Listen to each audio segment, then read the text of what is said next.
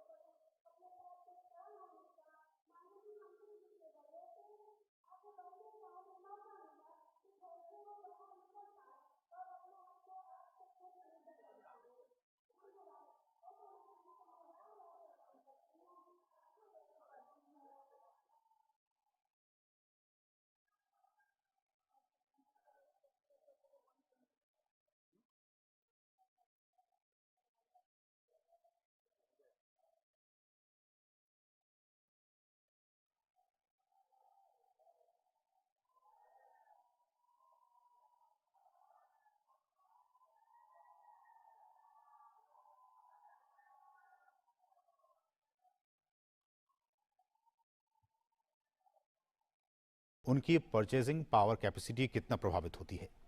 देखिए, पिछले 7-8 साल में सबसे बड़ा जो एक क्लियर आपको जो एक फर्क दिखा है, वो फर्क ये है कि पलायन मैसिवली रुका है। उत्तर प्रदेश एक वो राज्य था, यानी यूपी और बिहार की अगर हम बात करें तो उत्तर प्रदेश उन राज्य में था जिसमें एक तरह से पलायन होता था। जो यंगस्टर्स थे वो प्राइमरीली बड़े शहरों का रुख किया करते थे, कैपिटल सिटी का रुख करते थे या फिर और बड़े शहरों की तरफ रुख किया करते थे। लेकिन अब हुआ यह है कि चूंकि सरकार जो इंफ्रास्ट्रक्चर है वो टीयर 2, टीयर 3 टाउन में डेवलप कर रही है, इसकी वजह से जो यंगस्टर जो हमारे देश का है उसका पलायन काफी हद तक रुका है। मैं ये नहीं कह रहा कि पलायन बिल्कुल रुक गया, लेकिन काफी हद तक मैसिवली रुका है। तो उत्तर प्रदेश गवर्नमेंट अपने जो अचीवमेंट्स गिनाती है उस अचीवमेंट्स को प्रोमिनेंटली हाईलाइट भी करती है कि पलायन को रोकने में उत्तर प्रदेश सरकार की पॉलिसीज का बहुत इंपॉर्टेंट रोल रहा है। और उसका सबसे बड़ा रीजन ये है कि जो डबल इंजन की सरकार जिसको प्रधानमंत्री नरेंद्र मोदी कहते हैं, इसका सबसे बड़ा फायदा ये हुआ है कि जो प्रोजेक्ट्स जो टीयर 2, टीयर 3 टाउन्स में बने हैं वो जितनी जल्दी शिलान्यास किया गया है उतना जल्दी उनका उद्घाटन किया गया है। इसका सबसे बड़ा फायदा हुआ है कि जो यंगस्टर हैं उसको अपने घर के पास में रोजगार मिलता हुआ दिखाई दिया है। अब बनास डेयरी जो है फॉर दैट मैटर अगर यहाँ खुलती है तो जो डेयरी से जुड़े हुए लोग हैं अब वो यही रुकेंगे, उनके लिए जॉब क्रिएशन या फिर जो एंटरप्रेन्योरशिप है वो यहीं पे उसका एक इकोसिस्टम अवेलेबल होगा। अन्यथा यही यूपी के लोगों को गुजरात की तरफ जाना पड़ता था जो डेयरी इंडस्ट्री जैसे अमूल की हम बात करते हैं, तो वो माइग्रेशन को कहीं ना कहीं रोकने में बहुत बहुत मदद मिली है। Number 1 point. दूसरा, आज उत्तर प्रदेश सबसे बड़ा बेनिफिशियरी है तमाम इनिशिएटिव्स की अगर आप बात करें तो। जनधन योजना में मैक्सिमम जनधन खाते उत्तर प्रदेश में खोले जाते हैं। उज्ज्वला योजना की बात करते हैं, सबसे ज्यादा उज्ज्वला के बेनिफिशियरी आज की तारीख में उत्तर प्रदेश के अंदर है। जब तक हम एलईडी बल्ब का वितरण की बात करते हैं, सबसे ज्यादा बेनिफिशियरी आज की तारीख में उत्तर प्रदेश के अंदर आते हैं। जो हम एमएसएमईज की बात करते हैं, 1.25 करोड़ के आसपास आज की तारीख में एमएसएमईज केवल उत्तर प्रदेश के अंदर है, जो कि हर एमएसएमई ऑन एन एवरेज 5 से 6 लोगों को रोजगार देता है। तो आप समझ सकते हैं कि उत्तर प्रदेश के एमएसएमईज ने कितना इंपॉर्टेंट रोल प्ले किया है। सरकार ने पिछले कोविड के टाइम में देखें तो एक बेहतरीन इंसेंटिवाइज किया था देश के एमएसएमईज को कि कैसे अपने आप को वापस किक स्टार्ट कर सके कोविड के बाद में। तो ऐसे कोविड के बाद हमने देखा कि जो लोग यूपी के लोग थे जो बड़े शहरों में भी रह रहे थे वो वापस अपने अपने घरों में गए हैं और वहीं पर एमएसएमईज में कंट्रीब्यूट कर रहे हैं और एमएसएमईज अब रोजगार का सृजन कर रहे हैं। तो चाहे डेयरी इंडस्ट्री की बात करें हम लोग, चाहे एग्रीकल्चर सेक्टर की बात करें या फिर जो हेल्थ और एजुकेशन से जुड़ा हुआ जो इंफ्रास्ट्रक्चर है उसमें काफी वैल्यू एडिशन हुआ है टीयर 2 और टीयर 3 टाउन के अंदर। बड़े शहरों में नो डाउट पहले से बड़ा बड़ा इंफ्रास्ट्रक्चर था, कैपिटल सिटीज में आप जाएंगे वहां आपको बेहतर हेल्थ और एजुकेशन के साधन मिल जाते थे, लेकिन छोटे शहरों में टीयर 2 टाउन में, टीयर 3 टाउन के अंदर, गांव के अंदर अब इंफ्रास्ट्रक्चर का होना ये बहुत मायने रखता है। पहले एम्स केवल बड़े शहरों में था, अब एम्स गुजरात के राजकोट में भी है, उत्तर प्रदेश के टीयर 2 और टीयर 3 टाउन्स के अंदर भी है, नॉर्थ ईस्टर्न स्टेट्स के अंदर भी आप देखेंगे कि एम्स की शुरुआत अब होती हुई दिखाई दे रही है। तो ये बताते हैं कि अब जो तमाम इंफ्रास्ट्रक्चर है वो खुद चल करके छोटे शहरों की तरफ जा रहा है, जिससे कि छोटे शहरों में रहने को करना पड़े। और यही वजह है कि मैसिव जॉब क्रिएशन आपको होता हुआ दिखाई दे रहा है।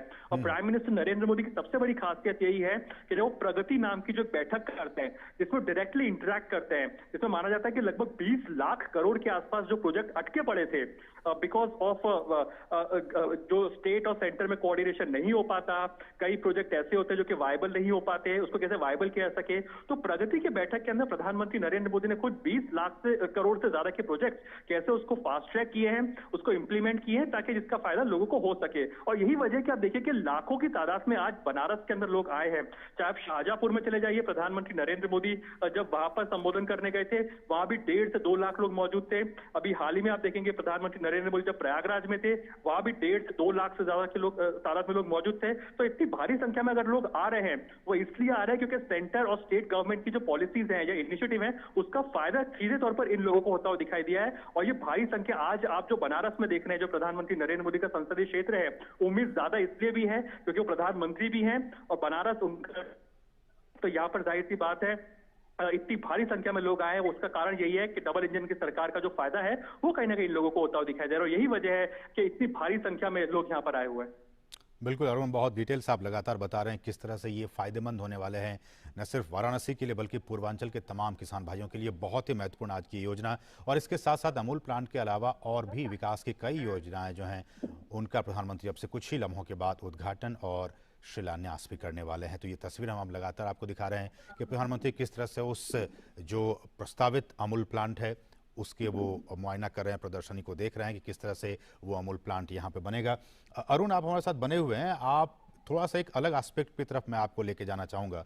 वो एस्पेक्ट है गवर्नेंस का। चूँकि हम जानते हैं कि प्रधानमंत्री जब से आए हैं, प्रधानमंत्री बने हैं, तब से उनका एक विज़न रहा है कि मिनिमम गवर्नमेंट मैक्सिमम गवर्नेंस। और अभी इन दिनों 25 दिसंबर तक हम सुशासन सप्ताह भी पूरे देश में मना रहे हैं। तो मुझे लगता है कि जब तक एक अच्छा गवर्नेंस नहीं मिलेगा किसी भी राज्य को, या देश के स्तर पर या राज्य के स्तर पर, तब तक ये विकास की तमाम योजनाएं वैसी के वैसे ही रह जाएंगे, ये मूर्त रूप नहीं ले पाएंगी।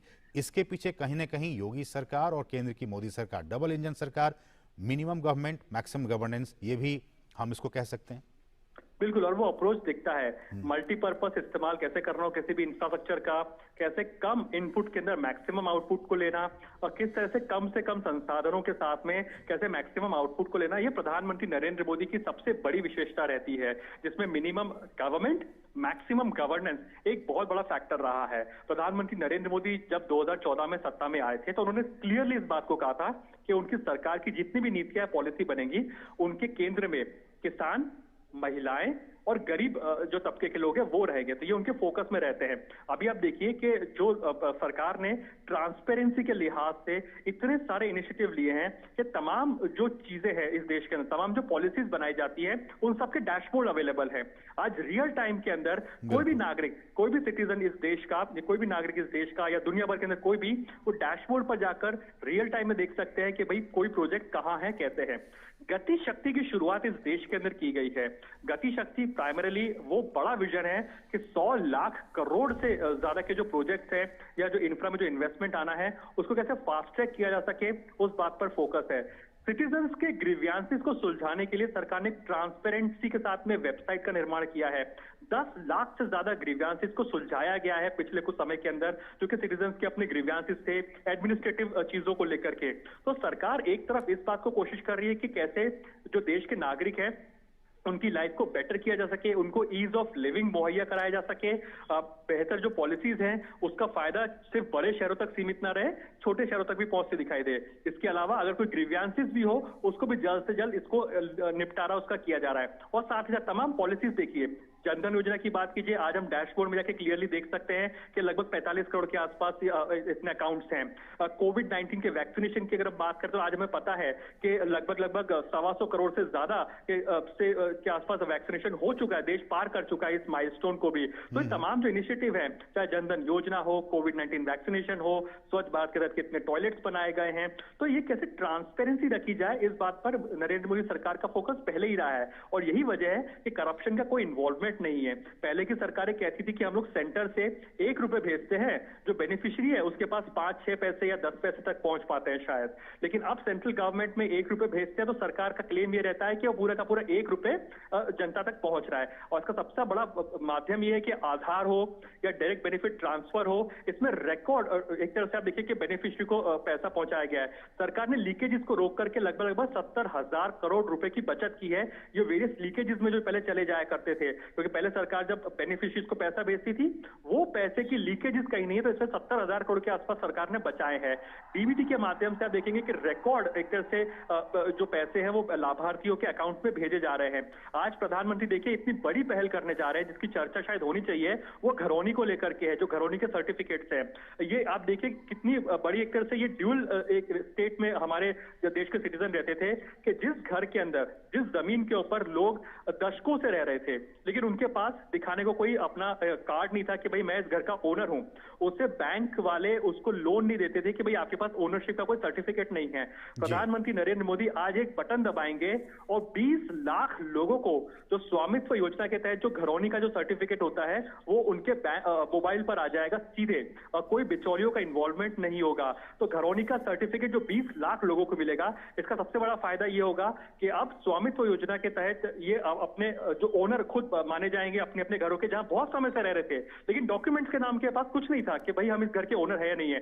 अब बैंक से इनको लोन दे सकेंगे, ये अपनी प्रॉपर्टी को बेच सकेंगे, इनकी प्रॉपर्टी की वैल्यू बढ़ेगी, ये अपनी प्रॉपर्टी को कहीं भी बेचते हैं अगर प्राइमरीली तो उनको उसका एक बेहतर दाम मिल सकेगा, और जिस जगह पर रह रहे तो बैंक इनको लोन भी देता हुआ दिखाई देगा। तो ये कितनी ईज ऑफ लिविंग की बात होगी किसी सिटीजन के लिए। आज इस बात को समझिए असीम, उन 20 लाख लोगों से पूछिए कि जिनके पास घर बैठे बैठे या जिस जगह पर प्रधानमंत्री संबोधन कर रहे हैं वहां पर 20 लाख लोगों का मानिए कि एक बटन दबा करके जब वो ये सर्टिफिकेट का वितरण करेंगे डिजिटली, तो कितना उनको सुकून मिलेगा कि वो अपने घर के खुद के ओनर बन चुके हैं। तो प्रधानमंत्री नरेंद्र मोदी आज जब बनारस में है तो मकसद केवल इसी बात पर है कि कैसे ease of living, dairy industry को बढ़ावा और स्मार्ट सिटी के तौर पर बनारस को कैसे बढ़ाया जा सके, इस बात पर मेगा फोकस और 360 डिग्री जो कवरेज आप कह सकते हैं डेवलपमेंट के लिहाज से, उस पर फोकस रहता हुआ दिखाई देगा।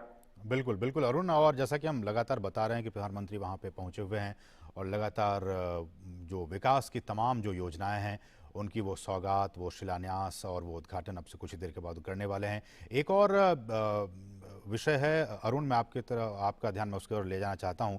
एक ये है कि खेती किसानी से जुड़ा हुआ मामला है कि जिस तरह से प्रधानमंत्री आज स्पीड जो ब्रीडिंग जो चावल की जो किस्में हैं उसको भी वो राष्ट्र को समर्पित करेंगे, और कहा जा रहा है कि इस धान के जो नई किस्म होगी उसके जरिए किसान का जो उत्पादन है धान का वो भी बढ़ेगा और उसकी आमदनी भी दोगुनी होने की उम्मीद की जा रही है। अगर इसके बारे में कुछ रोशनी आप डाल सकें। और ये जो राइस है ये बहुत न्यूट्रिशनल भी होगा अपनी वैल्यू के अंदर। सरकार आप देखिए कि जो मदर मोर्टेलिटी रेशियो या चाइल्ड मोर्टेलिटी रेशियो है, लगातार इस दिशा में काम कर रही है कि इसको हम कैसे कम कर सके। बच्चों, अब ये एक तरह से बहुत ही अनफॉर्चुनेट है कि जो डेवलपिंग कंट्री होती है, जो अंडर डेवलप्ड कंट्रीज होती है, उनको मैल नरिशमेंट का सामना करना पड़ता है, क्योंकि अंडर डेवलपिंग कंट्रीज होती है, अंडर डेवलप्ड कंट्रीज होती हैं, उनके पास ये ऑप्शन नहीं होता। लेकिन Bharat being a developing countries इस बात पर फोकस कर रही है कि कैसे इंटरनेशनल स्टैंडर्ड के आधार पर प्राइमरीली जो बेहतरी के साथ चावल जिसको बोलते हैं या फोर्टिफाइड चावल जिसको हम बोलते हैं, वो कैसे उसको बनाया जा सके जिसमें न्यूट्रिशनल वैल्यू ज्यादा हो, चाहे चना हो, चावल हो, इनकी न्यूट्रिशनल वैल्यू ज्यादा हो और ये बच्चों को मिल सके। इसको खाने के बाद में जो मैलनरिशमेंट की समस्या है, जो भारत जिससे आज जूझ रहा है काफी हद तक, वो कहीं ना कहीं आपको खत्म होती हुई दिखाई देगी। सरकार आज की तारीख में ये कहती है कि लगभग 80 करोड़ लोगों को, इवन कोविड पैंडेमिक के टाइम के अंदर भी 80 करोड़ लोगों को प्रधानमंत्री गरीब कल्याण अन्न योजना के तहत राशन दिया गया।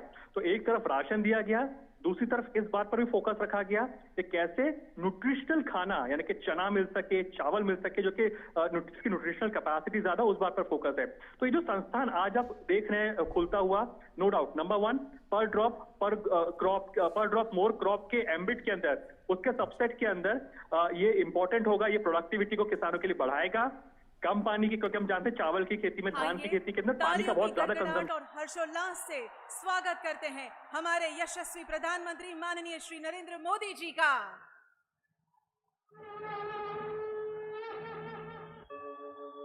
यदा यदा हि धर्मस्य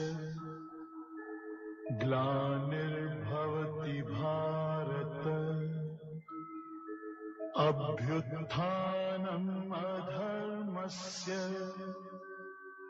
तदात्मानं सृजाम्यहम् परित्राणाय साधूनां विनाशाय च दुष्कृतां धर्म संस्थापनार्थाय संभवामि युगे युगे, संभवामि युगे युगे, संभवामि युगे युगे, संभवामि युगे युगे।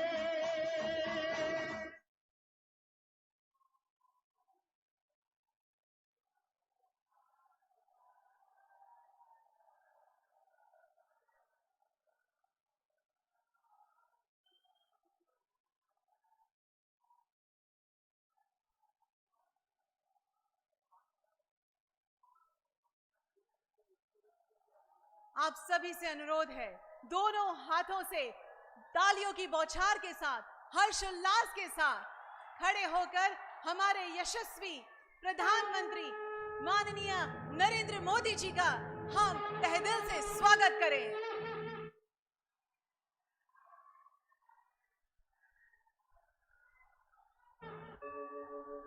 यदा यदा हि धर्मस्य ग्लानिर्भवति भारत अभ्युत्थानम् अधर्मस्य तदात्मानं सृजाम्यहम् परित्राणाय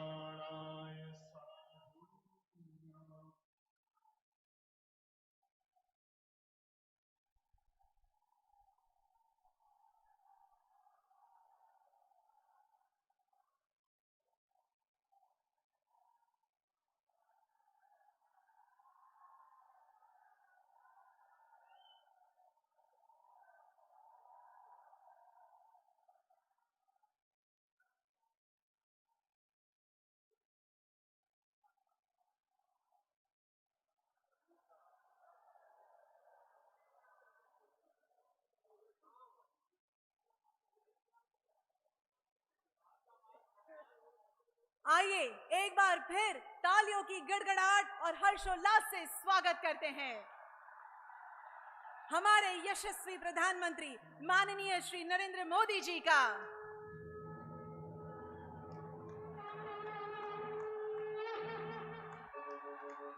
यदा यदा हि धर्मस्य ग्लानिर्भवति भारत अभ्युत्थानम् अधर्मस्य तदात्मानं सृजाम्यहम् परित्राणाय साधूनां विनाशाय च दुष्कृताम् धर्म संस्थापनार्थाय संभवामि युगे युगे संभवामि युगे। साथ में बहुत बहुत स्वागत है हमारे लोकप्रिय मुख्यमंत्री योगी आदित्यनाथ जी का। साथ में स्वागत है भाव का। अब मैं माननीय मुख्यमंत्री योगी आदित्यनाथ जी से नम्र निवेदन करूंगी कि वे अंग वस्त्रम एवं मेमेंटो से हमारे माननीय प्रधानमंत्री श्री नरेंद्र मोदी जी का स्वागत करें।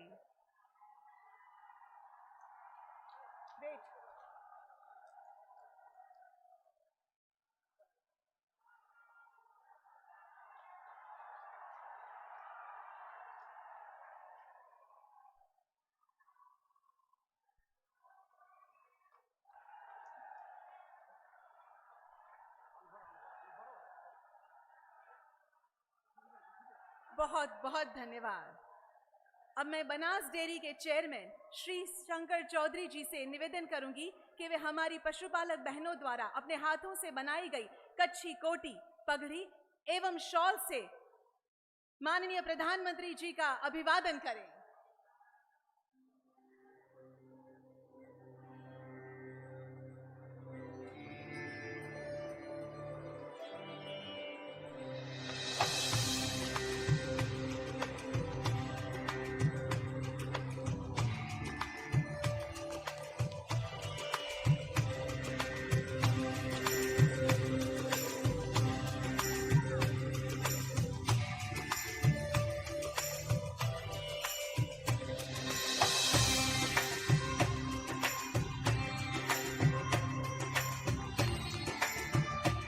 चेयरमैन श्री शंकर चौधरी जी भगवान शिव की दिव्य प्रतिमा माननीय प्रधानमंत्री जी को अर्पित करेंगे।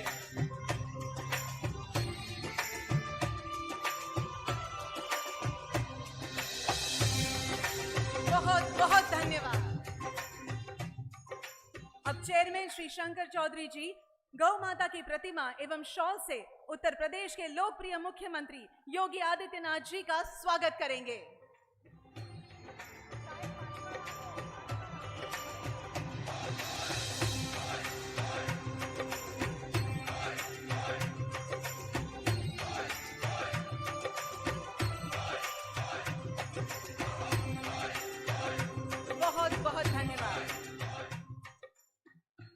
अब मैं बनास डेयरी के चेयरमैन श्री शंकर चौधरी जी से निवेदन करूंगी कि वे स्वागत प्रवचन दें।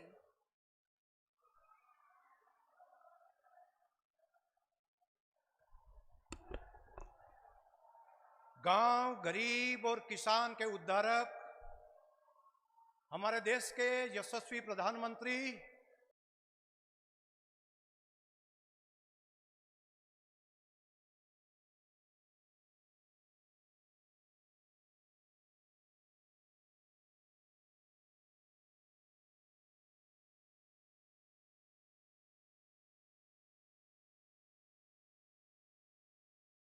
आपका अमूल परिवार से जुड़े लाखों लाखों पशुपालकों की ओर से बहुत बहुत स्वागत करता हूं, आपका आभार भी मानता हूं। वैसे ही हमारे उत्तर प्रदेश के सुशासन और डेवलपमेंट की राजनीति की बहुत मजबूत नींव रखने वाले हमारे यशस्वी मुख्यमंत्री आदरणीय योगी आदित्यनाथ जी का भी मैं लाखों पशुपालकों की ओर से बहुत बहुत धन्यवाद करता हूं। स्टेज पर उपस्थित सभी हमारे भारत सरकार के मंत्रीगण, राज्य सरकार के सम्मान्य मंत्रीगण, सम्मान्य संसद सभ्य जी, सभी विधायक जी और सभी महानुभावों का लाखों पशुपालकों की ओर से बहुत बहुत मैं स्वागत करता हूं। सर, मैं आपका बहुत आभारी है, हम बनास परिवार, हम अमूल परिवार, कि आपने ये सहयोग किया।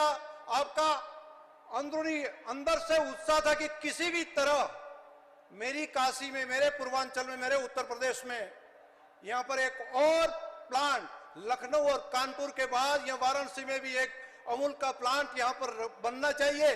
और आपके ये आग्रह के कारण, आपकी इच्छा के कारण हम प्रेरित होकर 1.5 साल में ये प्लांट जो आपके कर कमलों से आज लगाने जा रहे हैं, यहां से शुरुआत कर रहे हैं, वो 1.5 साल में हम सब पूरा करेंगे।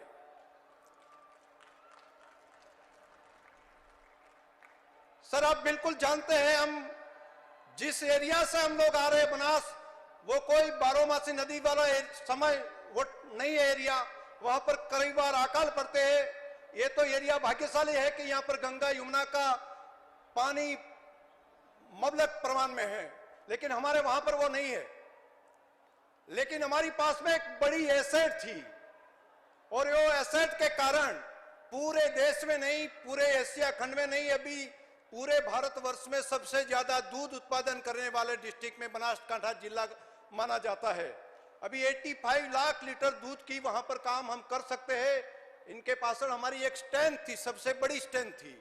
हमारी पास में इतना पानी नहीं था, हमारी पास में और भी जो सुविधा चाहिए वो नहीं थी, लेकिन हमारी पास में सबसे बड़ी स्ट्रेंथ थी मोदी साहब का विजन, और वो भी फ्री ऑफ कॉस्ट था, कोई रॉयल्टी नहीं लगती थी।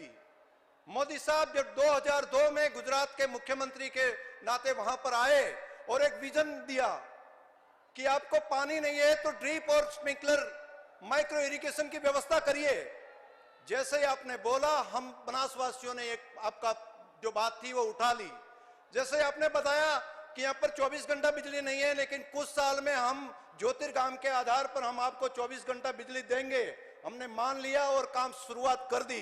साहब, देखते देखते 2002 में हमारे किसानों की पर डे की जो इनकम थी वो 30 करोड़ से भी कम थी। आज पर मंथ की मैं बोल रहा हूं, पर मंथ में 30 करोड़ से भी कम थी। आज पर मंथ में 30 करोड़ से बढ़कर 900 करोड़ से ज्यादा रुपया पशुपालक के अकाउंट में एक डिस्ट्रिक्ट में जमा होते हैं। इनके कारण सर कोई बात है तो सबसे बड़ी बात आपका विजन, और आपका विजन में कोई रॉयल्टी कभी आपने मांगी नहीं है। आपने तो विजन पूरे देश को लगा दिया। लेकिन सर, बात यह होती है कि आप सोचते हैं 10 साल पहले का, आप सोचते हैं कि इस सालों में के बाद, इस साल ऐसा है, आगे वाले सालों में ये होगा।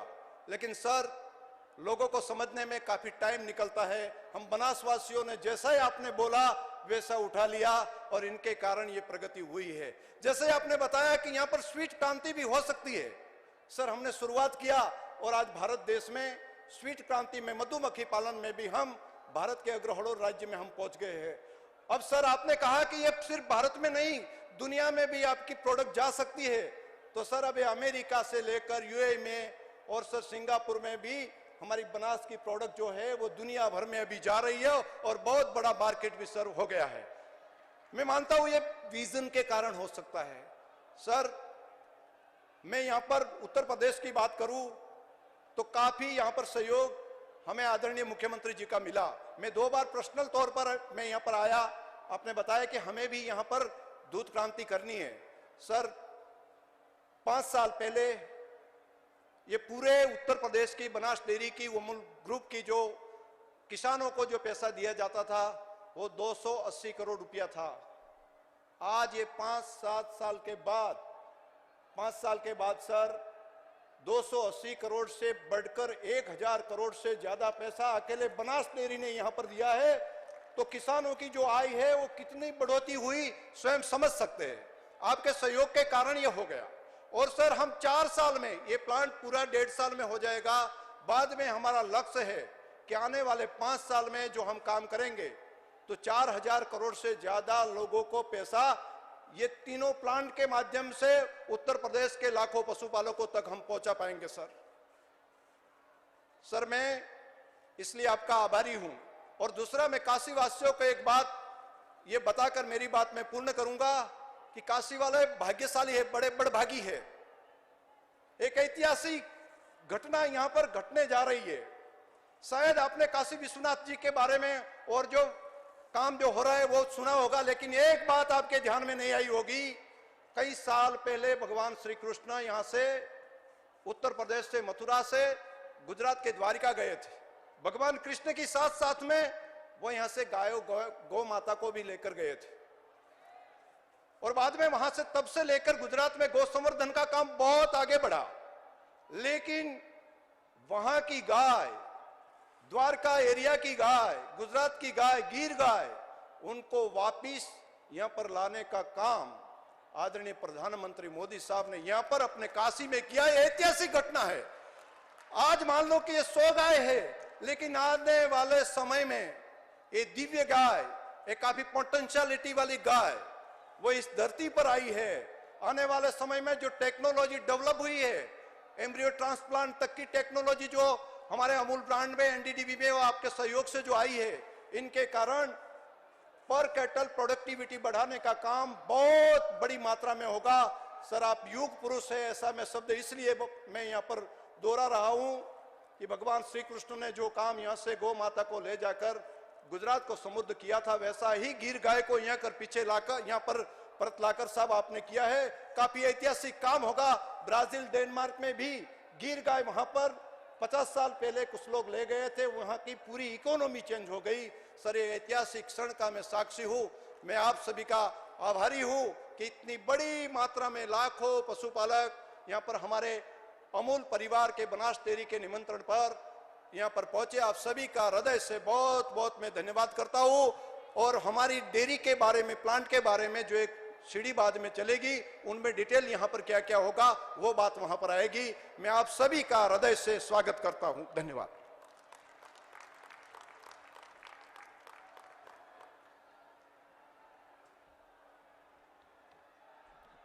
आपके उत्साहपूर्ण शब्दों के लिए श्री शंकर चौधरी जी, आपका बहुत बहुत धन्यवाद है।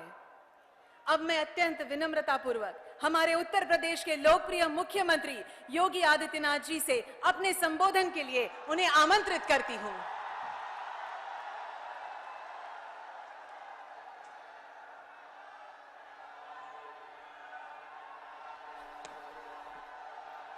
भारत माता की, भारत माता की, भारत माता की, गंगे मैया की, गंगे मैया की, नमः पार्वती पतिये हर हर। आदरणीय प्रधानमंत्री जी, मंच पर उपस्थित केंद्रीय मंत्री माननीय डॉक्टर महेंद्र नाथ पांडे जी, प्रदेश सरकार में मेरे सहयोगी मंत्री श्री अनिल राजभर जी, डॉक्टर नीलकंठ तिवारी जी, श्री रविंद्र जायसवाल जी, श्री गिरीश चंद यादव जी, माननीय सांसद श्री बीपी सरोज जी, माननीय सांसद श्री श्रीमती सीमा द्विवेदी जी, माननीय सांसद प्रभात भाई एस पटेल जी, इस क्षेत्र के लोकप्रिय विधायक डॉक्टर अवधेश सिंह जी, सभी माननीय विधायकगण, बनास डेयरी के चेयरमैन श्री शंकर भाई चौधरी जी और आज के इस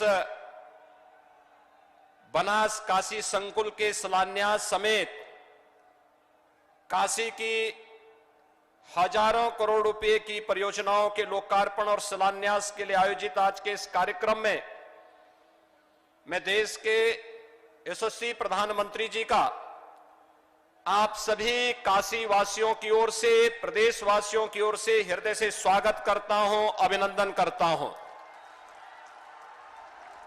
भाइयों बहनों, अभी 13 दिसंबर को आदरणीय प्रधानमंत्री जी ने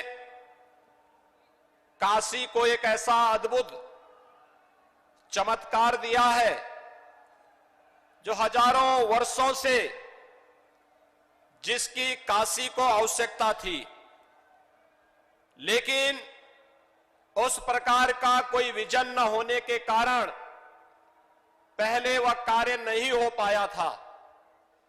काशी विश्वनाथ धाम आज भव्य रूप में काशी के पास है और देश और दुनिया काशी की ओर निहार रही है।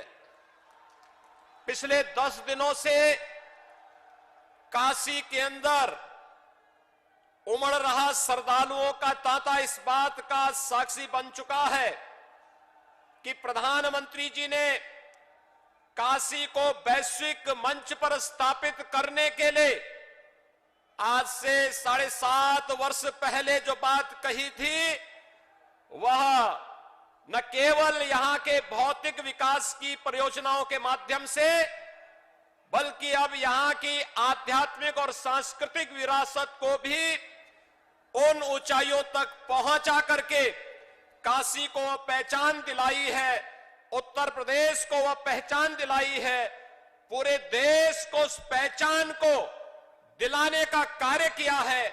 मैं इस अवसर पर आप सभी काशी वासियों की ओर से आदरणीय प्रधानमंत्री जी का हृदय से स्वागत करता हूं, अभिनंदन करता हूं। भाइयों बहनों, काशी विश्वनाथ धाम के समय में प्रधानमंत्री जी ने भगवान विश्वनाथ की अभिषेक करने के बाद श्रमिकों का सम्मान किया था और आज काशी में कुछ नया और होने जा रहा है। एक नई डेयरी का शिलान्यास होने जा रहा है कुछ ही देर में। बनास डेयरी ने किसानों को जो दूध लेकर के मुनाफा कमाया था उसका बोनस वापस किसानों को भी प्रधानमंत्री जी के कर कमलों से कुछ ही देर में मिलने जा रहा है। और साथ साथ काशी को 2100 करोड़ रुपए से अधिक की परियोजनाओं का उपहार भी विकास के रूप में प्राप्त हो रहा है। और यही नहीं, उत्तर प्रदेश के 20 लाख से अधिक परिवारों को प्रधानमंत्री स्वामित्व योजना में उनके घर का मालिकाना अधिकार भी, जमीन का मालिकाना अधिकार भी प्रधानमंत्री जी कुछ ही देर में देने जा रहे हैं। यानी अद्भुत ये सभी प्रकार की योजनाओं का केंद्र बिंदु आज एक कार्यक्रम बन रहा है। और मैं इस अवसर पर सभी किसान भाइयों की ओर से, पशुपालकों की ओर से, काशी वासियों की ओर से, प्रदेश के उन 1 करोड़ लोगों की ओर से जिन्हें आज अपनी पुश्तैनी मकान की जमीन का स्वामित्व प्रधानमंत्री जी के कर कमलों से मिलने जा रहा है, उन सभी की ओर से मैं प्रधानमंत्री जी का एक बार फिर से हृदय से स्वागत करता हूं, अभिनंदन करता हूं आभार व्यक्त करता हूं। धन्यवाद। जय हिंद।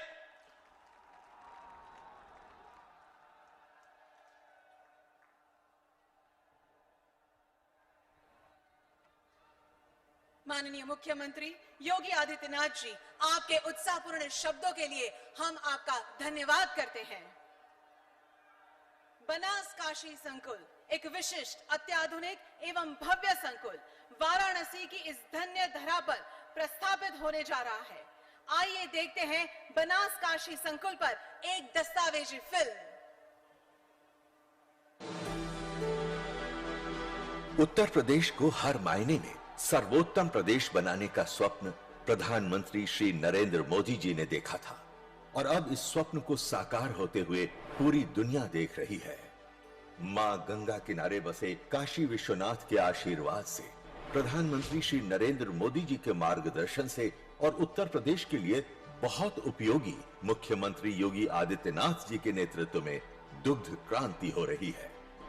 उत्तर प्रदेश के लखनऊ और कानपुर के बाद अब काशी में भी एशिया की सबसे बड़ी डेयरी बनास डेयरी द्वारा अत्याधुनिक प्लांट स्थापित किया जा रहा है। इस विशाल प्लांट के जरिए पूर्वांचल भी दुग्ध उत्पादन, पशुपालन और डेयरी विकास के क्षेत्र में नई ऊंचाइयों को हासिल करेगा।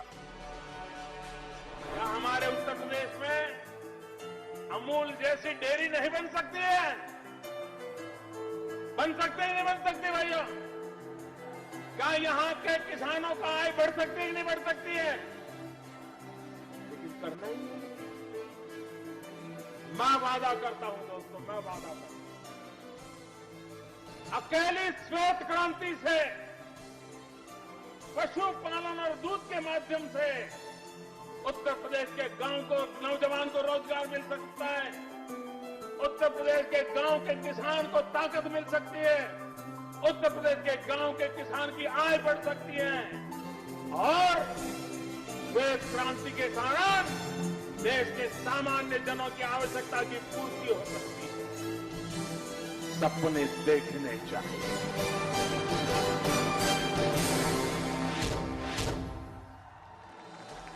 7 वर्ष पहले श्री नरेंद्र मोदी जी ने जिस सपने की बात कही थी, वो प्रधानमंत्री बनने के बाद बड़े पैमाने पर साकार हो रहा है। इसका अंदाजा इसी बात से लगाया जा सकता है कि वर्ष 2014 से जो बनास डेयरी उत्तर प्रदेश के पशुपालकों को वार्षिक 188 करोड़ रुपए का भुगतान करती थी, उसी बनास डेयरी द्वारा पशुपालकों को वर्ष 2021 में 911 करोड़ रुपयों का भुगतान किया जा रहा है। उत्तर प्रदेश की 87 तहसीलों के करीब 1,70,000 पशुपालकों के लिए इस वर्ष के अंत तक यही भुगतान की रकम 1,000 करोड़ रुपयों के पार हो जाएगी। सपने ऐसे ही साकार होते हैं। अब उत्तर प्रदेश राज्य औद्योगिक विकास प्राधिकरण करखियाव वाराणसी के एग्रो पार्क में 30 एकड़ में बनास काशी संकुल संयंत्र का शिलान्यास हो रहा है, जो इस विकास की गति को और ज्यादा तेज कर देगा। ये विशाल प्लांट पूर्णतः स्वयं संचालित एवं आधुनिक तकनीकियों से बनेगा, जिससे उच्चतम गुणवत्ता के उत्पाद बनाए जा सकेंगे। ग्रीन फील्ड प्रोजेक्ट पर आधारित इस प्लांट को बनाने में 475 करोड़ रुपयों की लागत आएगी। इस परियोजना से वाराणसी, जौनपुर, मछली शहर, चंदौली, भदोही, गाजीपुर, मिर्जापुर, आजमगढ़ जिलों के 1000 से ज्यादा गांवों में दुग्ध मंडियों का गठन होगा, जिससे स्थानीय पशुपालकों को दूध का सही दाम तो मिलेगा ही, साथ में प्रत्यक्ष रूप से 750 लोगों को प्लांट में, 2350 लोगों को फील्ड में रोजगार मिलेगा एवं 2,50,000 परिवार दूध के व्यवसाय द्वारा डेयरी से जोड़कर आत्मनिर्भर बनेंगे। इस प्लांट की क्षमता प्रतिदिन 5 लाख लीटर दूध प्रोसेसिंग की होगी। दही प्रोसेसिंग प्लांट की क्षमता 50 मीट्रिक टन की होगी। वहीं पनीर प्रोसेसिंग प्लांट की कैपेसिटी 20 मीट्रिक टन की होगी। आइसक्रीम प्लांट की कैपेसिटी 50,000 लीटर की होगी। बटर मिल्क पैक करने की क्षमता 75,000 लीटर की होगी। वहीं 15,000 किलो लस्सी और 10,000 किलो अमूल मिठाई का प्रोडक्शन होगा। भविष्य में इस प्लांट की क्षमता 10 लाख लीटर प्रतिदिन तक बढ़ाई जा सकेगी। बनास काशी संकुल में Amul bakery plant, take home ration plant और महिलाओं और बच्चों के लिए न्यूट्रिशनल सप्लीमेंट प्लांट स्थापित करने की भी भविष्य में योजना है। इस प्लांट में तैयार होने वाले उत्पादों की सप्लाई उत्तर प्रदेश के साथ साथ समग्र देश में की जाएगी। इस state of the art plant में अत्याधुनिक water treatment plant, biogas plant, boiler plant और सोलर प्लांट भी लगाया जाएगा, जिनके कारण ग्रीन एनर्जी का प्रोडक्शन होगा और हर वर्ष करोड़ों रुपयों के खर्च में कटौती होगी। प्रधानमंत्री श्री नरेंद्र मोदी जी की दूरदर्शिता से आज देश के कोने कोने में लोगों तक बुनियादी सुविधाओं के साथ विकास की गंगा अविरत पहुंच रही है। रोजगार के नए नए प्रकल्प शुरू हो रहे हैं, जिससे आत्मनिर्भर भारत का संकल्प सिद्ध हो रहा है। इसीलिए कहते हैं, मोदी है तो मुमकिन है।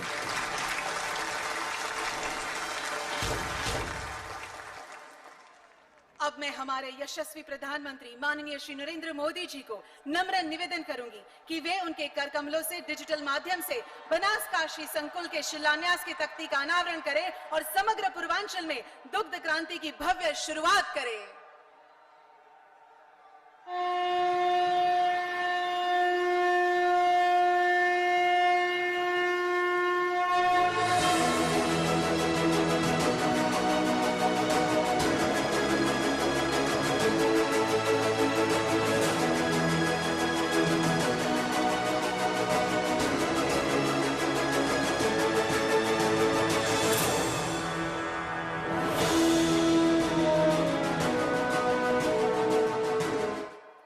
माननीय प्रधानमंत्री जी, काशी को इतनी सर्वोत्तम भेंट देने के लिए आपका बहुत बहुत धन्यवाद। आज इस विशेष अवसर पर पूरे उत्तर प्रदेश के बनास डेयरी स्थापना के प्रायः 1,74,000 से भी ज्यादा दुग्ध उत्पादकों को माननीय प्रधानमंत्री जी के द्वारा उनके बैंक खातों में डिजिटल माध्यम से 2020-21 का वर्षांत भावांतर लाभांश 35 करोड़ 19 लाख वितरित किया जाएगा। अमूल ब्रांड एवं मोदी मॉडल में यह अद्भुत कार्य हुआ है, जहां दूध की आय के बाद भी उत्पादकों को बोनस यानी कि भावांश की राशि उनके अकाउंट में मिलेगी। ऐसा पहले कभी नहीं हुआ, लेकिन मोदी है तो मुमकिन है। मैं माननीय प्रधानमंत्री जी को डिजिटल माध्यम से यह धनराशि वितरित करने के लिए आमंत्रित करूंगी।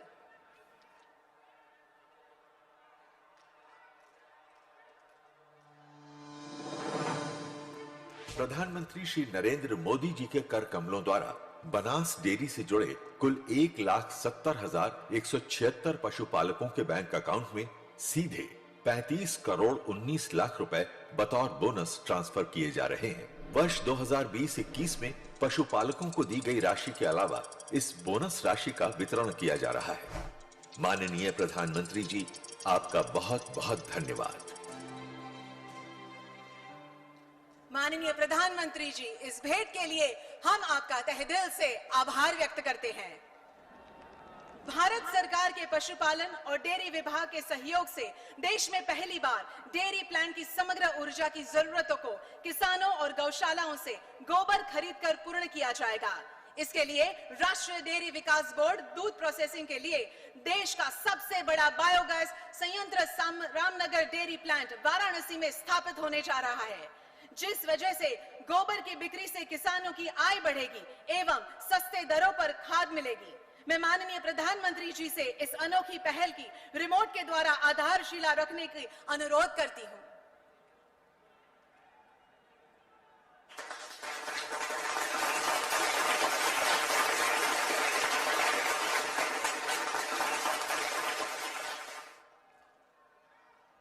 हम हर किसान की ओर से माननीय प्रधानमंत्री जी का आभार व्यक्त करते हैं।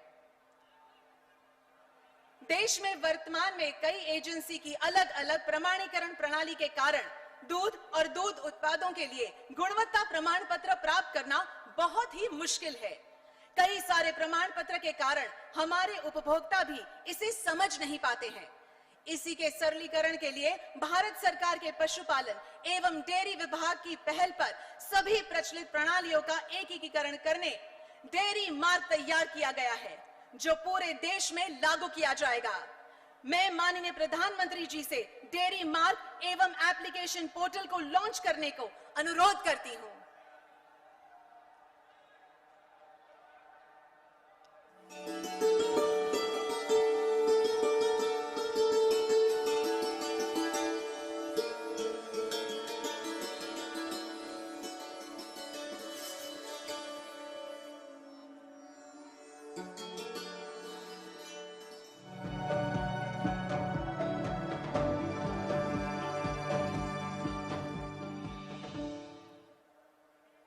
बहुत बहुत धन्यवाद माननीय प्रधानमंत्री जी। भारत सरकार द्वारा ग्रामीण आबादी क्षेत्रों में नवीनतम प्रौद्योगिकी ड्रोन के द्वारा सर्वेक्षण से तैयार आवासीय अभिलेख घरौनी स्वामित्व योजना 24 अप्रैल 2020 से प्रारंभ होकर उत्तर प्रदेश के कुल 48 जनपदों के 2006 गांवों के करीब 2.25 लाख लाभार्थी परिवारों को घरौनी वितरित हो चुकी है। इसके बाद इस कार्यक्रम के पश्चात प्रदेश के सभी 75 जनपदों में नए 20 लाख लाभार्थी परिवारों को घरौनी वितरण हो जाएगी। इनमें से माननीय प्रधानमंत्री 6 लाभार्थियों को अपने कर कमलों द्वारा घरौनी देंगे। सर्वप्रथम लाभार्थी हैं विनोद कुमार जी।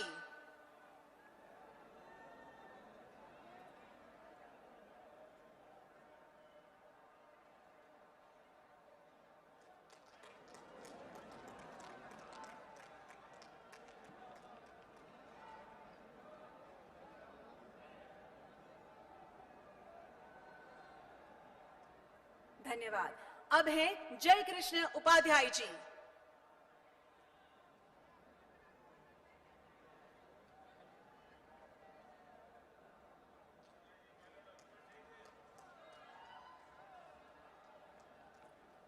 अब है दौलती देवी जी।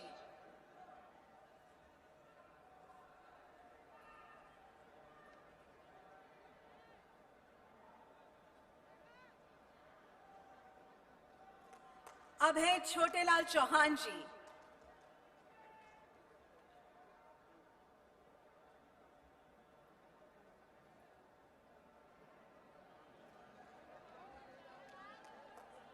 अब है दशरथ पाल जी।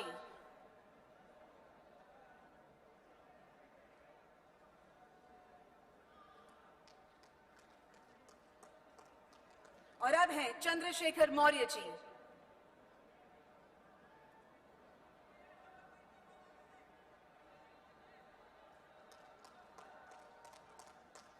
आप सभी को अभिनंदन।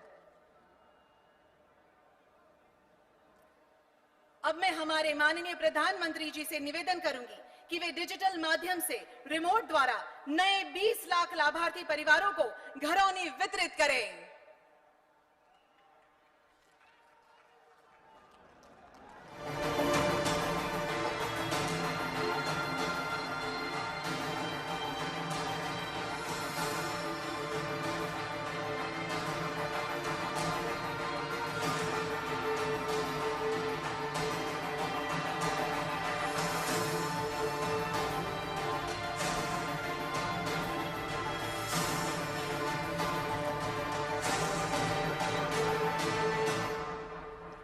बहुत बहुत धन्यवाद माननीय प्रधानमंत्री जी।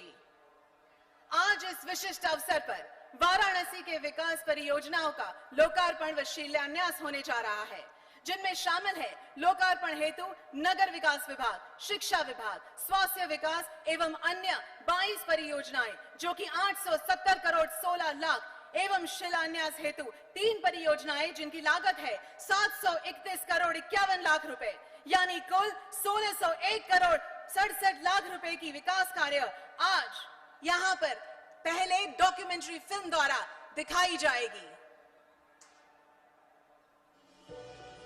धर्म, संस्कृति और पर्यटन की नगरी काशी में नित नए विकासोन्मुख परियोजनाओं की बानगी चौं ओर दृष्टिगत हो रही है। काशी के सांसद और देश के यशस्वी प्रधानमंत्री श्री नरेंद्र मोदी जी की संकल्प शक्ति का ही कमाल है कि यहाँ जन उपयोगी परियोजनाएं लगातार पूर्ण हो रही हैं। श्री काशी विश्वनाथ धाम के लोकार्पण के बाद आज पुनः काशी वासियों को 870 करोड़ लागत की परियोजनाएं सौगात के रूप में मिल रही हैं और 1225 करोड़ की परियोजनाओं का शिलान्यास माननीय प्रधानमंत्री जी के कर कमलों से हो रहा है।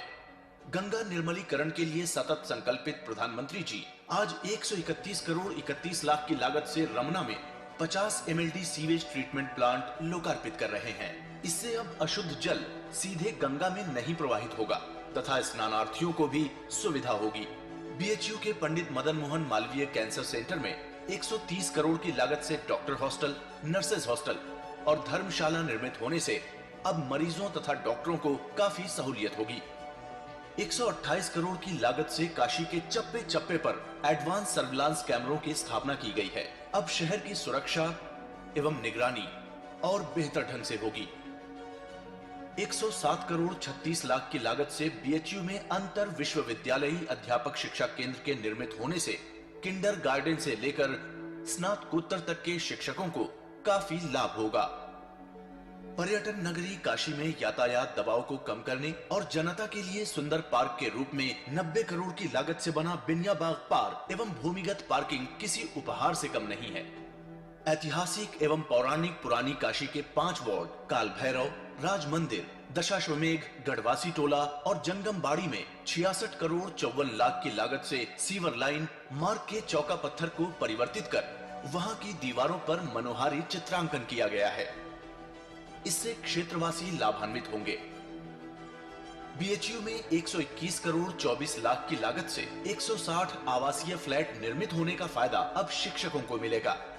25 करोड़ की लागत से 5 सड़कों का पुनर्विकास हो जाने से यातायात सुगम हो जाएगा। टेम्परेचर, माप और प्रेशर के कैलिब्रेशन के लिए रीजनल रेफरेंस स्टैंडर्ड प्रयोगशाला का निर्माण 9 करोड़ 3 लाख की लागत से पूर्ण हुआ है, जिससे विभिन्न संस्थानों को परीक्षण में सुविधा होगी।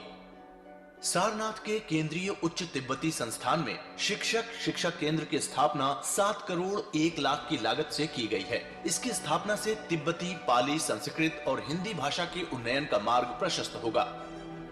भद्रासी में 9 करोड़ की लागत से बने आयुष अस्पताल से ग्रामीण क्षेत्र में बेहतर चिकित्सा उपलब्ध होने लगेगी। संत रविदास जी की जन्मस्थली सीर गोवर्धन में 5 करोड़ 35 लाख की लागत से सत्संग एवं लंगर हॉल के निर्मित होने का लाभ 1000 श्रद्धालुओं को मिलेगा।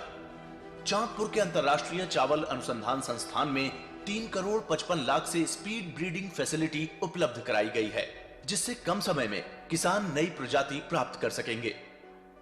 नदेसर एवं सोनभद्र तालाब के विकास एवं सौंदर्यीकरण का कार्य 4 करोड़ 40 लाख से पूर्ण हुआ है, जिससे भूमिगत जल संचयन होने के साथ ही नागरिकों को भ्रमण की सुविधा भी मिलेगी। आईटीआई करौंदी में 2 करोड़ 75 लाख से बने आवास से अब कर्मचारियों को लाभ होगा। पिंडरा तहसील में 1 करोड़ 64 लाख से बने अधिवक्ता कक्ष का लाभ अधिवक्ताओं को मिलेगा। अब एक नजर उन परियोजनाओं पर जिनका शिलान्यास आज प्रधानमंत्री जी के कर कमलों से हो रहा है। वाराणसी भदोही गोपीगंज मार्ग सुदृढ़ीकरण, लागत 269 करोड़। मोहनसराय कैंट 6 लेन 4 लेन सड़क सुदृढ़ीकरण, लागत 412 करोड़। बनास काशी संकुल करखियाओं, लागत 475 करोड़। रामनगर में बायोगैस विद्युत उत्पादन, लागत 19 करोड़। होम्योपैथिक मेडिकल कॉलेज, लागत 50 करोड़ रुपए। शिलान्यास हो रही परियोजनाओं से दुग्ध क्रांति तो आएगी ही, साथ ही क्षेत्र के कृषकों, पशुपालकों एवं कामगारों के लिए रोजगार भी सृजित होगा। इसके अतिरिक्त यातायात, ऊर्जा एवं चिकित्सा के क्षेत्र में भी जबरदस्त लाभ मिलेगा। हम आभारी हैं माननीय प्रधानमंत्री जी के, जिनकी इच्छा शक्ति और दूरदर्शिता से काशी में निरंतर विकास गंगा प्रवाहमान है।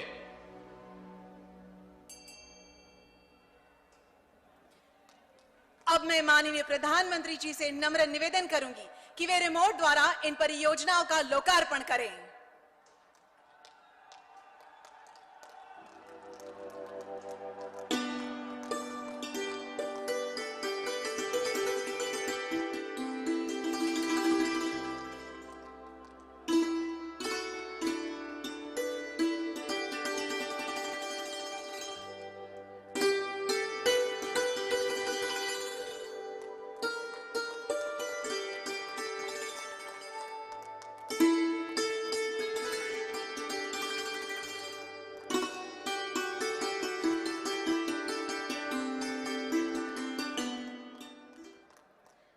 माननीय प्रधानमंत्री जी, सभी काशी वासियों की ओर से आपका बहुत बहुत धन्यवाद। अब मैं यहां उपस्थित विशाल जनमेदिनी को संबोधित करने के लिए अत्यंत विनम्रता पूर्वक एवं सम्मान पूर्वक माननीय प्रधानमंत्री जी को आमंत्रित करूंगी।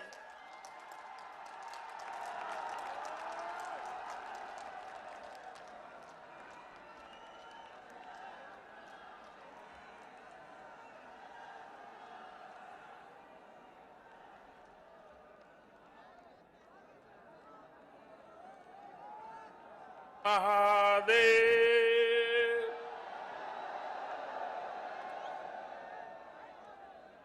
त्रिलोचन महादेव की, माता शीतला चौकिया देवी की, उत्तर प्रदेश के ऊर्जावान और लोकप्रिय मुख्यमंत्री श्रीमान योगी आदित्यनाथ जी, केंद्रीय मंत्रिपरिषद के मेरे साथी डॉक्टर महेंद्र पांडे जी, यूपी सरकार में मंत्री श्री अनिल राजभर जी, नीलकंठ तिवारी जी, रविंद्र जायसवाल जी, संसद में मेरे साथी श्री बीपी सरोज जी, श्रीमती सीमा द्विवेदी जी, विधानसभा और विधान परिषद के सभी माननीय साथीगण, बनास डेयरी के चेयरमैन श्री शंकर भाई चौधरी और विशाल संख्या में पधारे हुए मेरे प्यारे किसान भाई और बहनों,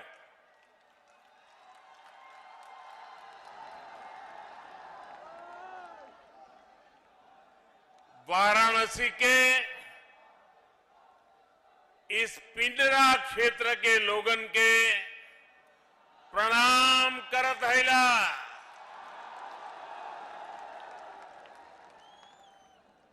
पड़ोस के जिला जौनपुर के सब बंधु एवं भगिनी लोगन के भी प्रणाम। आज वाराणसी और आसपास का ये पूरा क्षेत्र एक बार फिर से पूरे देश, पूरे उत्तर प्रदेश के गांवों, किसानों, पशुपालकों के लिए बहुत बड़े कार्यक्रम का साक्षी बना है।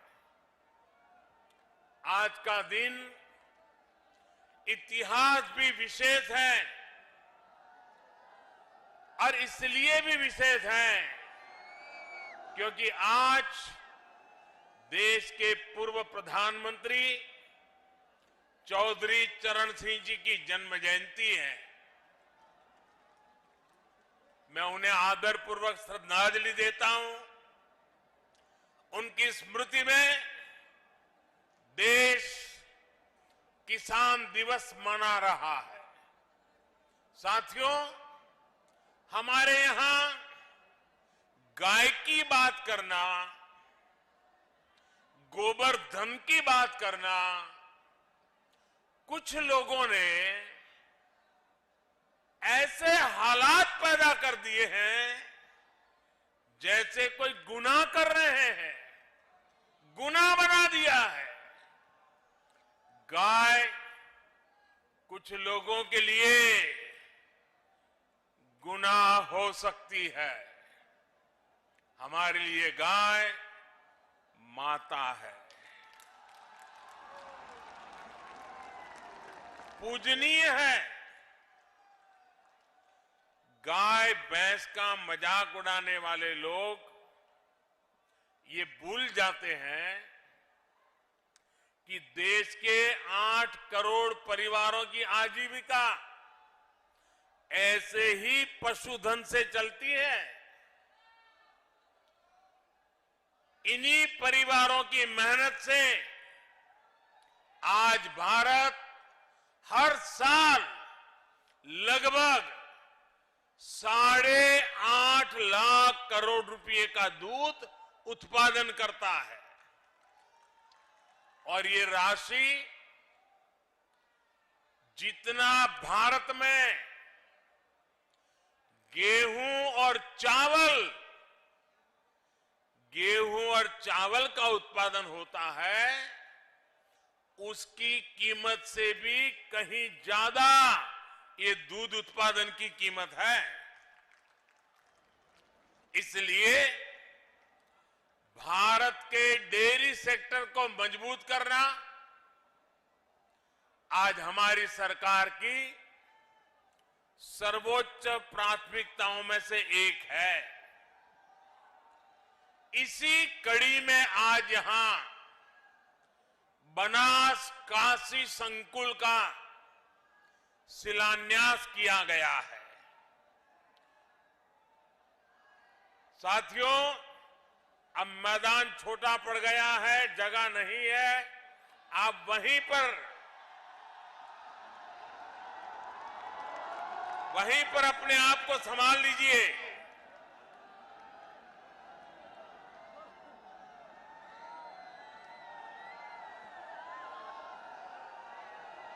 बनास डेयरी से जुड़े लाखों किसानों के खाते में करोड़ों रुपए ट्रांसफर किए गए हैं। रामनगर के दूध प्लांट को चलाने के लिए बायोगैस आधारित पावर प्लांट का भी शिलान्यास हुआ है। एक और महत्वपूर्ण बात हुई है जिसका सकारात्मक प्रभाव पूरे देश के डेयरी सेक्टर पर पड़ेगा। आज यहां दूध की शुद्धता के प्रमाण के लिए देश भर में एकीकृत व्यवस्था और उसका लोगो भी जारी हुआ है।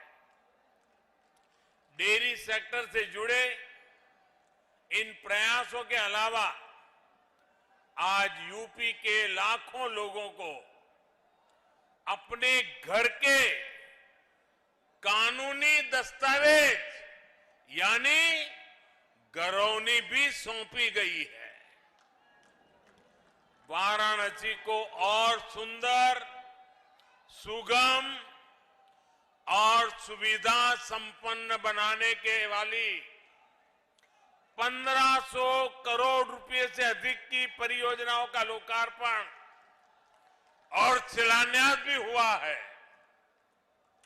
इन सभी विकास परियोजनाओं के लिए आप सभी को बधाई।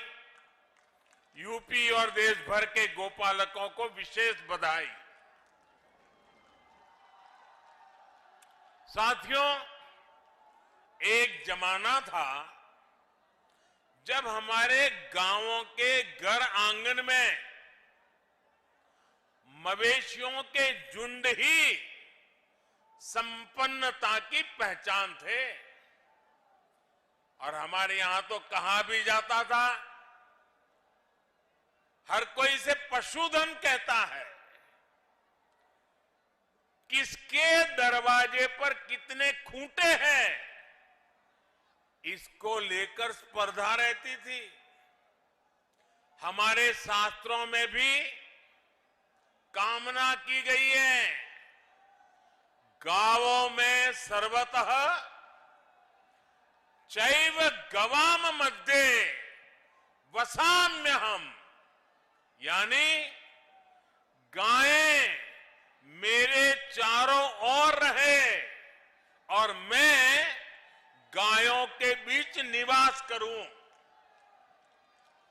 ये सेक्टर हमारे यहां रोजगार का भी हमेशा से बहुत बड़ा माध्यम रहा है, लेकिन बहुत लंबे समय तक इस सेक्टर को जो समर्थन मिलना चाहिए था वो पहले की सरकारों में मिला नहीं। अब हमारी सरकार देश भर में इस स्थिति को बदल रही है। हमने कामधेनु आयोग का गठन किया, डेयरी सेक्टर के इंफ्रास्ट्रक्चर के लिए हजारों करोड़ रुपए का विशेष फंड बनाया है। हमने एक बहुत बड़ा अभियान चलाकर लाखों पशुपालकों को किसान क्रेडिट कार्ड की सुविधा से भी जोड़ा है। किसानों को अच्छी गुणवत्ता का चारा, बीज मिले, इसके लिए भी लगातार काम चल रहा है। पशुओं का घर पर ही इलाज हो, घर पर ही कृत्रिम गर्भाधान की व्यवस्था हो, इसके लिए भी देशव्यापी अभियान चलाया गया है। हमने पशुओं में फूट एंड माउथ डिसीज, खुरपका, मुंहपका के नियंत्रण के लिए भी राष्ट्रव्यापी टीकाकरण मिशन चलाया है। हमारी सरकार सिर्फ बच्चों का ही मुफ्त टीकाकरण नहीं कर रही, सिर्फ कोरोना वैक्सीन ही मुफ्त नहीं लगा रही, बल्कि पशुधन को बचाने के लिए भी अनेक टीके मुफ्त लगवा रही है। साथियों, देश में इन्हीं प्रयासों का परिणाम है कि 6-7 वर्ष पहले की तुलना में देश में दूध उत्पादन लगभग 45% बढ़ा है, यानी करीब करीब 1.5 गुना हुआ है। आज भारत दुनिया का लगभग 22% दूध उत्पादन करता है, करीब करीब 1/4। मुझे खुशी है कि यूपी आज देश का सबसे अधिक दूध उत्पादक राज्य तो है ही, डेयरी सेक्टर के विस्तार में भी बहुत आगे है। भाइयों और बहनों, मेरा अटूट विश्वास है कि देश का डेयरी सेक्टर, पशुपालन, श्वेत क्रांति में नई ऊर्जा, किसानों की स्थिति को बदलने में बहुत बड़ी भूमिका निभा सकती है। इस विश्वास के कई कारण भी हैं। पहला ये कि पशुपालन देश के छोटे किसान, जिनकी संख्या 10 करोड़ से भी अधिक है, उनकी अतिरिक्त आय का बहुत बड़ा साधन बन सकता है। दूसरा ये कि भारत के डेयरी प्रोडक्ट के पास विदेशों का बहुत बड़ा बाजार है, जिसमें आगे बढ़ने की बहुत सारी संभावनाएं हमारे पास है। तीसरा ये कि पशुपालन महिलाओं के आर्थिक उत्थान, उनकी उद्यमशीलता को आगे बढ़ाने का बहुत बड़ा जरिया है। और चौथा ये कि जो हमारा पशुधन है वो बायोगैस, जैविक खेती, प्राकृतिक खेती का भी बहुत बड़ा आधार है। जो पशु दूध देने योग्य नहीं रह जाते, वो बोझ नहीं होते, बल्कि वो भी हर दिन किसानों की आय बढ़ा सकते हैं। भाइयों और बहनों, डबल इंजन की हमारी सरकार पूरी ईमानदारी से, पूरी शक्ति से किसानों का, पशुपालकों का साथ दे रही है। आज यहां जो बनास काशी संकुल का शिलान्यास किया गया है, वो भी सरकार और सहकार की इसी भागीदारी का प्रमाण है। सहकारिता क्षेत्र में अहम भूमिका निभाने वाली बनास डेयरी और पूर्वांचल के किसानों, गोपालकों के बीच आज से एक नई साझेदारी शुरू हुई है। ये आधुनिक डेयरी प्लांट जब तैयार हो जाएगा तो पिंडरा ही नहीं, शिवपुर, सेवापुरी, रोहनिया और गाजीपुर, जौनपुर, चंदौली, मिर्जापुर, बलिया, आजमगढ़, मऊ जैसे जिलों के हजारों लाखों किसानों को इससे लाभ होगा। बनास, काशी संकुल की इसकी वजह से आसपास के अनेक गांवों में दूध समितियां बनेगी, कलेक्शन सेंटर बनेंगे और दूध के खराब होने की चिंता से मुक्ति मिलेगी। यही नहीं, यहां अच्छी नस्ल के पशुओं के लिए किसानों को मदद मिलेगी और पशुओं के लिए बढ़िया क्वालिटी का आहार भी उपलब्ध कराया जाएगा।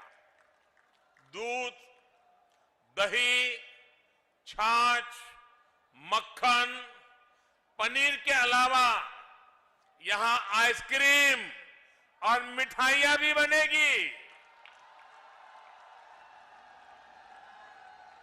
यानी बनारस की लस्सी,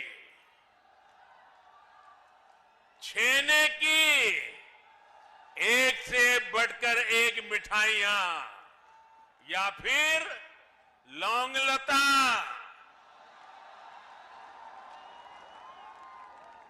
इन सब का स्वाद और बढ़ जाएगा।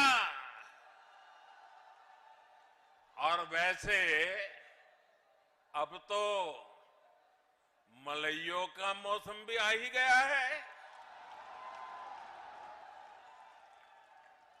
एक प्रकार से बनास काशी संकुल बनारस के रस को और बढ़ा देगा।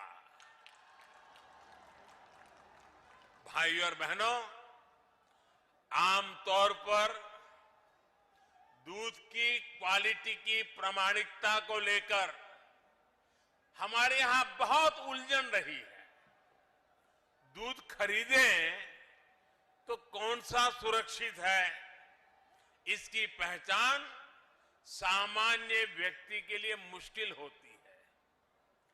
प्रामाणिकता के लिए अलग अलग व्यवस्थाओं के कारण पशुपालकों, दुग्ध संघों सहित पूरे डेयरी सेक्टर को भी अनेक कठिनाइयों का सामना करना पड़ता है। अब देश भर के डेयरी सेक्टर के लिए इस चुनौती का इसका समाधान किया गया है। आज भारतीय मानक ब्यूरो ने देश भर के लिए एकीकृत व्यवस्था जारी की है। सर्टिफिकेशन के लिए कामधेनु गाय की विशेषता वाला एकीकृत लोगो भी लॉन्च किया गया है। ये प्रमाण, ये लोगो दिखेगा तो शुद्धता की पहचान आसान होगी और भारत के दूध उत्पादकों की विश्वसनीयता भी बढ़ेगी। साथियों, आज देश की बहुत बड़ी जरूरत डेयरी सेक्टर से जुड़े पशुओं से जो अपशिष्ट निकलता है उसके सही इस्तेमाल का भी है। रामनगर के दूध प्लांट के पास बायोगैस से बिजली बनाने वाला प्लांट का निर्माण ऐसा ही एक बहुत बड़ा प्रयास है। यह अपनी तरह की ऐसी परियोजना है जिसमें डेयरी संयंत्र की सारी ऊर्जा जरूरतों को बायोगैस प्लांट से ही पूरा किया जाएगा। यानी किसान न केवल दूध से बल्कि गोबर की बिक्री से भी कमाई कर पाएंगे। आमतौर पर किसानों को गोबर की जो कीमत मिलती है उससे ज्यादा कीमत पर ये बायोगैस प्लांट किसानों से गोबर खरीदेगा। यहां जो बायो स्लरी बनेगी उसका उपयोग बायो स्लरी आधारित जैविक उर्वरकों के उत्पादनों के लिए भी किया जाएगा। जो ठोस जैविक खाद बनेगी वो रासायनिक खादों की तुलना में काफी कम कीमत पर किसानों को उपलब्ध होगी। इससे जैविक खेती, प्राकृतिक खेती का भी विकास होगा और बेसहारा पशुओं की सेवा के लिए भी प्रोत्साहन मिलेगा। साथियों, एक समय था जब भारत में नेचुरल फार्मिंग, प्राकृतिक खेती और प्राकृतिक तरीके से खेती होती थी। प्राकृतिक खेती यानी खेती में कोई बाहरी मिलावट नहीं। जो खेत से मिल रहा है, खेती में जुड़े पशुओं से मिल रहा है, वही तत्व खेती को बढ़ाने के काम में आते थे। खाद हो, कीटनाशक हो, सब कुछ प्राकृतिक तरीके से ही बनते थे, इस्तेमाल होते थे। लेकिन समय के साथ प्राकृतिक खेती का दायरा सिमटता गया, उस पर केमिकल वाली खेती हावी होती गई। धरती मां के कायाकल्प के लिए, हमारी मिट्टी की सुरक्षा के लिए, आने वाली पीढ़ियों के भविष्य को सुरक्षित रखने के लिए अब हमें एक बार फिर प्राकृतिक खेती की तरफ मुड़ना ही होगा। यही आज समय की मांग है और इसलिए अब सरकार नेचुरल फार्मिंग को बढ़ावा देने के लिए, किसानों को जागरूक करने के लिए बहुत बड़ा अभियान भी चला रही है।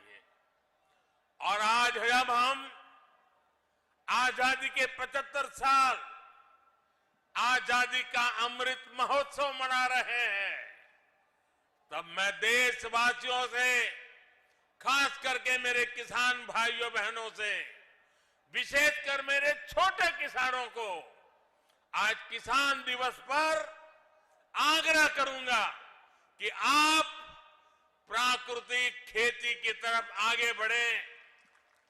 प्राकृतिक खेती खर्च भी कम होता है, उत्पाद भी बढ़ता है।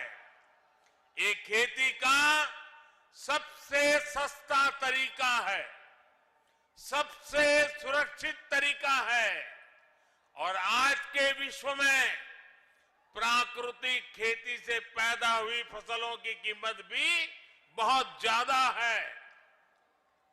ये हमारे कृषि सेक्टर को आत्मनिर्भर बनाने की दिशा में भी बड़ा कदम है। मैं देश के स्टार्टअप सेक्टर को भी, नौजवानों को भी कहूंगा कि नेचुरल फार्मिंग के आपके लिए अनेक नई संभावनाएं हैं। हमारे नौजवानों को, युवाओं को इसका पूरा लाभ उठाना चाहिए। अभी यहां मंच पर आने से पहले मुझे ऐसे कई युवाओं से मिलने का मौका मिला। सरकारी योजनाओं से जुड़ने से कितने बड़े साहसपूर्ण काम उन्होंने किए हैं, कितना बड़ा बदलाव उनके जीवन में आया है। मैं उसे सुनकर के बहुत ही आनंदित हुआ। योजनाओं के प्रति मेरा विश्वास और मजबूत हो गया। भाइयों और बहनों, गांवों को, किसानों को आत्मनिर्भर बनाने, उनको अवैध कब्जे से चिंता मुक्त करने में स्वामित्व योजना की भी बहुत बड़ी भूमिका है। मुझे संतोष है कि योगी जी के नेतृत्व में यूपी इसमें भी अग्रणी है। अभी 75 जिलों में 23 लाख से अधिक घरौनी तैयार हो चुके हैं। इनमें से करीब 21 लाख परिवारों को आज ये दस्तावेज दिए गए हैं।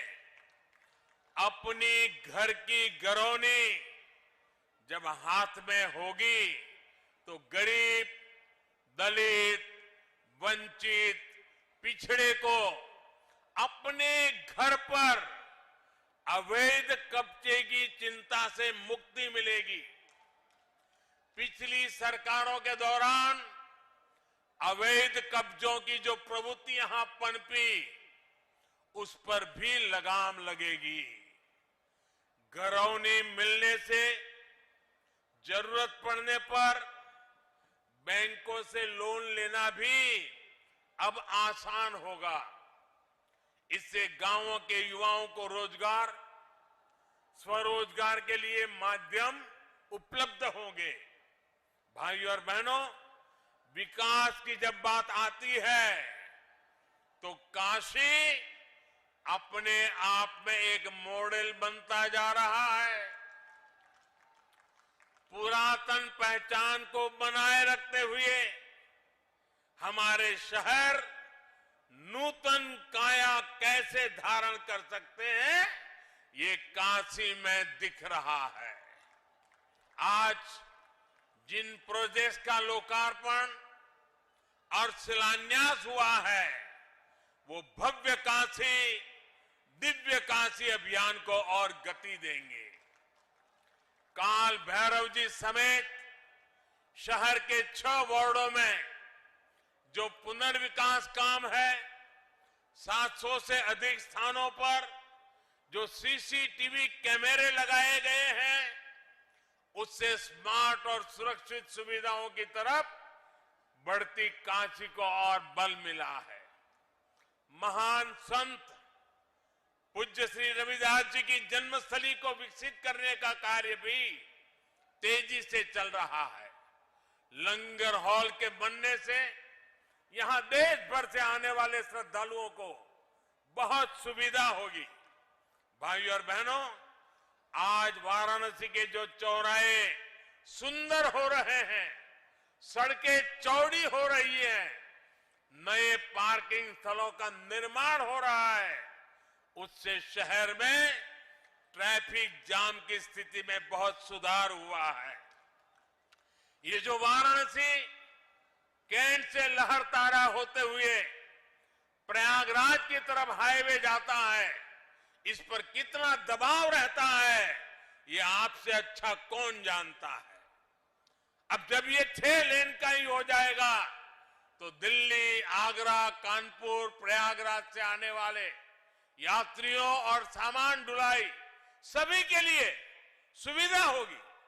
यही नहीं, शहर के दूसरे क्षेत्रों के लिए भी अब आना जाना और आसान हो जाएगा।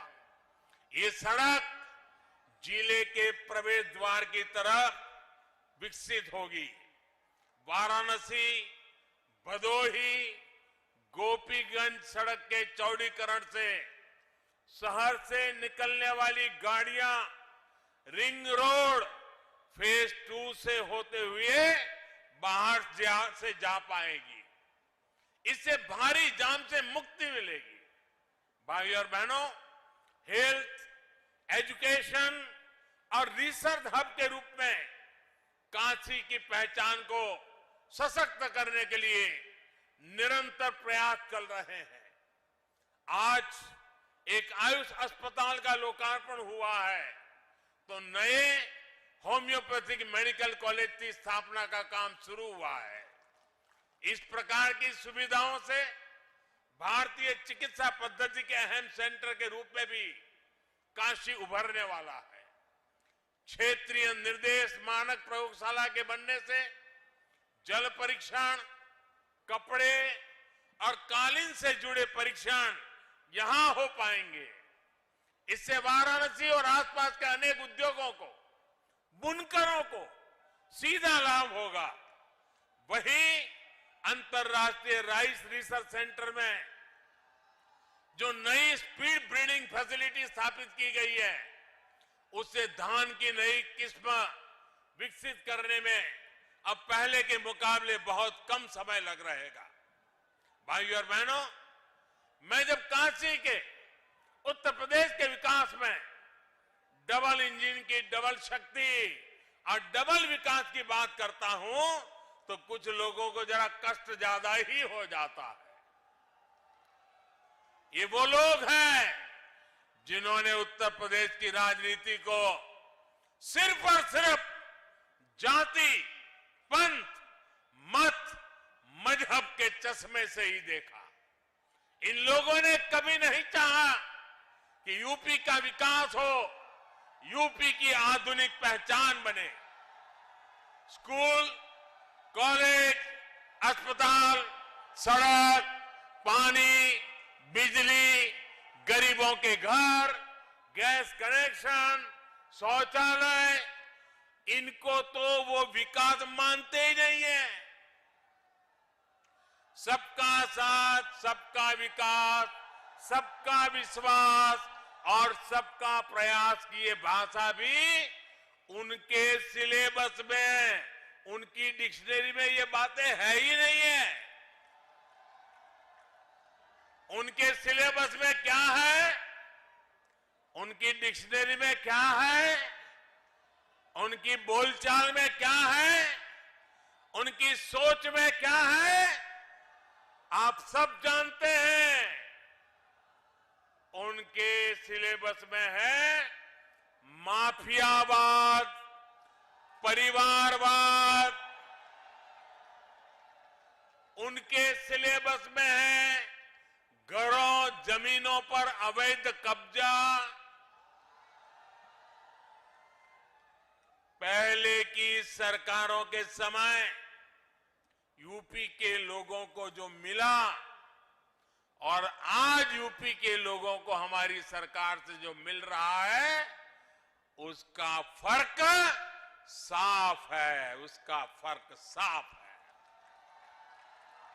हम यूपी में विरासत को भी बढ़ा रहे हैं, यूपी का विकास भी कर रहे हैं, लेकिन सिर्फ अपना स्वार्थ सोचने वाले इन लोगों को यूपी का विकास पसंद नहीं आ रहा।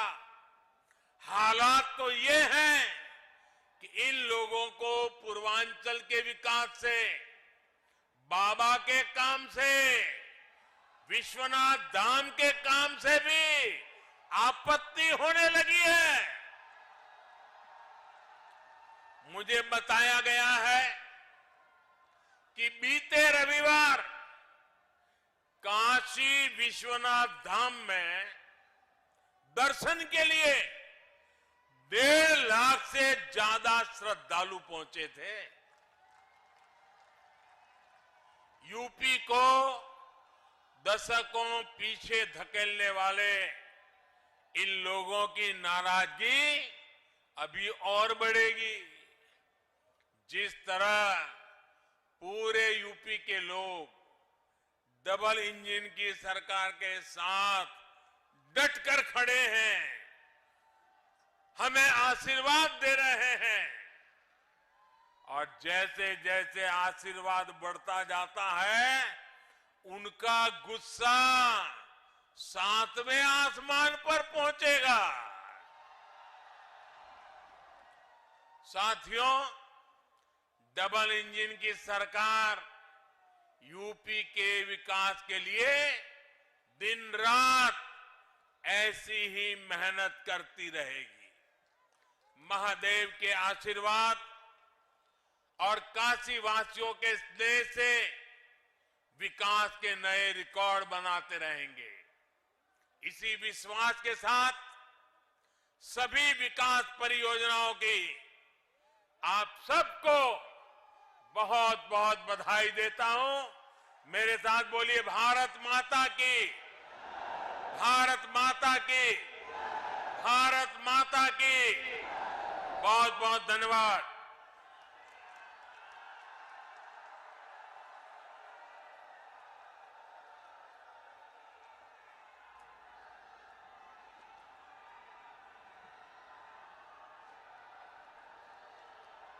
माननीय प्रधानमंत्री जी, आपके प्रोत्साहनपूर्ण शब्दों के लिए आपका बहुत बहुत धन्यवाद। हम माननीय प्रधानमंत्री जी श्री नरेंद्र मोदी जी का तहे दिल से शुक्रिया अदा करते हैं।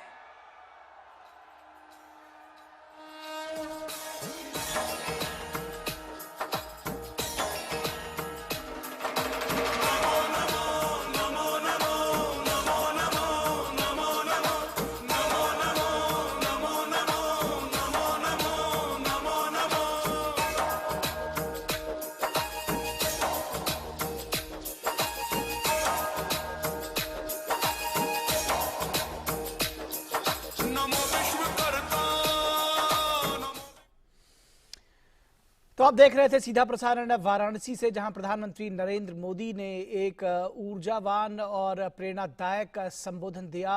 इस बेहद खास कार्यक्रम में प्रधानमंत्री ने तकरीबन 2100 करोड़ रुपए से ज्यादा की 27 परियोजनाओं का लोकार्पण और उद्घाटन किया। बेहद महत्वपूर्ण ये